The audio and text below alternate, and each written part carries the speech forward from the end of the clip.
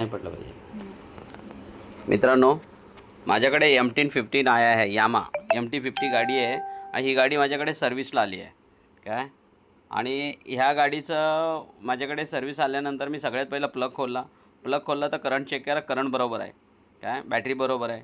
तर इंजेक्टर खोलला बघा. इंजेक्टर खोलल्यानंतर आहे ना बघा, ह्याच्यामध्ये एवढी माती आहे काय. गाडी फक्त चालते बंद होते, दबते गाडी. रनिंगमध्ये गाडी खूप दबते. तर नवीन काय टाकायची गरज लागली नाही मला. मी हे इंजेक्टर खोलला. इंजेक्टर ह्याला नवीन नाही टाकणार आहे मी. नवीन न टाकता ह्यालाच प्रेशरने साफ करून हेच इंजेक्टर लावणार आहे मी. ह्याच इंजेक्टरमध्ये सुद्धा गाडी फर्स्ट क्लास चालेल काय. आता हे इंजेक्टर लावून आहे ना मी साफ करून, प्रेशरने साफ करून इंजेक्टर लावून बघणार काय.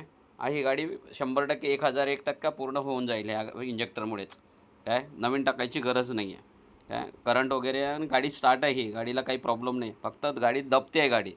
त्यामुळे मी हे इंजेक्टर खोलून साफ करून घेतो आहे.